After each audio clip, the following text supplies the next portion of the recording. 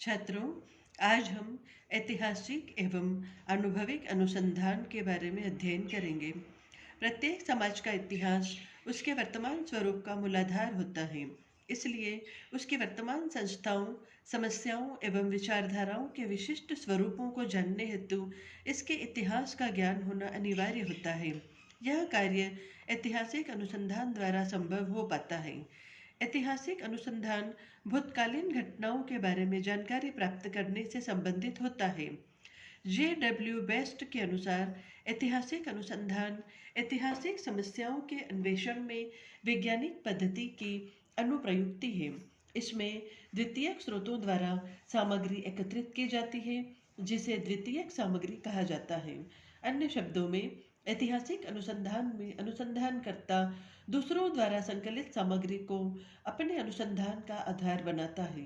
ऐतिहासिक सामग्री में प्रायः लिखित प्रलेखों को सम्मिलित किया जाता है, इसलिए इसे कई बार प्रलेखीय सामग्री अथवा ऐतिहासिक सामग्री भी कह दिया जाता है तथा इसके स्रोतों को प्रलेखीय स्रोत अथवा ऐतिहासिक स्रोत भी कहते हैं।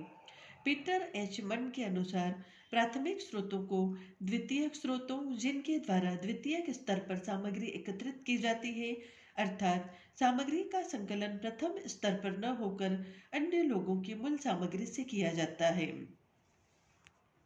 से भिन्न माना जाता है। कर्लिंगर ने ऐतिहासिक अनुसंधान को इन शब्दों में परिभाषित किया है।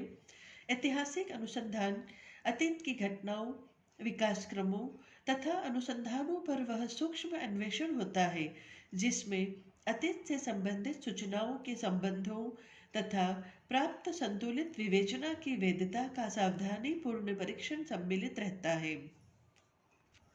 F.L. विटनी ने द एलिमेंट ऑफ रिसर्च में लिखा है, ऐतिहासिक अनुसंधान का संबंध अतीत के अनुभव से रहता है। इसका उद्देश्य एक घटना, तथ्य तथा मनोवृत्ति से संबंधित अतीत की प्रवृत्तियों के अन्वेषण द्वारा अभी तक अबोध्य सामाजिक समस्याओं में अनुचिंतात्मक विधि के प्रयोग से होता है। इसके द्वारा मानव विचार तथा व्यवहार के उन विकास क्रमों की खोज करना होता है जिससे किसी एक सामाजिक गतिविधि के आधार का पता लगता है। ऐतिहासिक अनुसंधान में द्वितीयक या ऐतिहासिक सामग्री का प्रयोग होता है, इसलिए इसमें अनुसंधानकर्ता द्वारा किसी प्रकार के पक्षपात करने की संभावना तथा सामग्री को अपने मूल्यों के अनुरूप तोड़ मरोड़ लेने की संभावना बहुत ही कम होती है। यह अनुसंधान भूतकाल की घटनाओं के अध्ययन में सहायक है, क्योंकि भूतकालीन घटनाओं का क्षेत्रीय अध्ययन संभव नहीं होता। ऐतिहासिक अनुसंधान में अनुसंधानकर्ता समय, श्रम एवं पैसे के व्यर्थ प्रयोग से बच जाता है।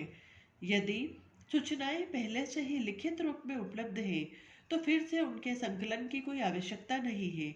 इस प्रकार के अनुसंधान में कई बार ऐसी डायरियां या आत्मकथाएं उपलब्ध हो जाती हैं जिनसे अध्ययनरत समस्या के गोपनीय पक्ष के बारे में भी काफी कुछ पता चल जाता है।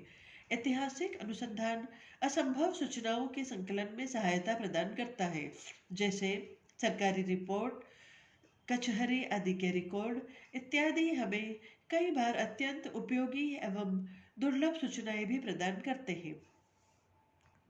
ऐतिहासिक अनुसंधान में मुख्य रूप से दो प्रकार के प्रलेखों को सम्मिलित किया जाता है। पहला, व्यक्तिगत प्रलेख, जिन्हें किसी व्यक्ति द्वारा निजी रूप से लिखा जाता है, और दूसरा, सार्वजनिक प्रलेख, जिन्हें रिकॉर्ड के रूप में किसी सरकारी, अर्ध सरकारी अथवा गैर सरकारी संगठन द्वारा तैयार किया जाता है। व्यक्तिगत प्रलेखों से तात्पर्य ऐसे प्रलेखों या लिखित सामग्री से है जिन्हें किसी व्यक्ति द्वारा निजी रूप में लिखा जाता है। व्यक्तिगत प्रलेखों में सामान्यतः निम्नलिखित प्रलेखों अथवा स्रोतों को सम्मिलित किया जाता है। पहला, जीवन इतिहास, दूसरा डायरी, तीसरा पत्र और चौथा संस्मरण। सार्वजनिक प्रलेखों में ऐसे प्रकाशित अथवा अप्रकाशित प्रलेखों को सम्मिलित किया जाता है जो कि किसी सरकारी, अर्ध सरकारी अथवा गैर सरकारी संगठनों एवं संस्थाओं द्वारा तैयार किए जाते हैं। कुछ प्रलेखों को तो इन संगठनों द्वारा प्रकाशित करवा दिया जाता है परंतु कुछ को गोपनीय रखने के लिए अप्रकाशित ही रखा जाता है। अप्रकाशित प्रलेख मिलना एक कठिन कार्य है। सार्वजनिक प्रलेख अधिकतर सरकारी रिपोर्टों के रूप में होते हैं, इसलिए ये अधिक विश्वसनीय होते हैं तथा इनके द्वारा विविध प्रकार की सूचनाएं प्राप्त होती है।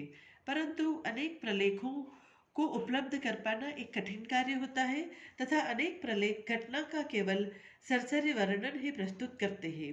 प्रकाशित प्रलेखों में मुख्य रूप से सार्वजनिक संगठन की रिपोर्ट, समाचार पत्र एवं पत्रिकाएं, प्रकाशित आंकड़े और पुस्तक सूचियों को सम्मिलित किया जाता है। ऐतिहासिक अनुसंधान सामाजिक विज्ञानों में काफी प्रयोग किया जाता है, लेकिन ऐतिहासिक सामग्री के प्रयोग के कारण कई दोष भी आ जाते हैं।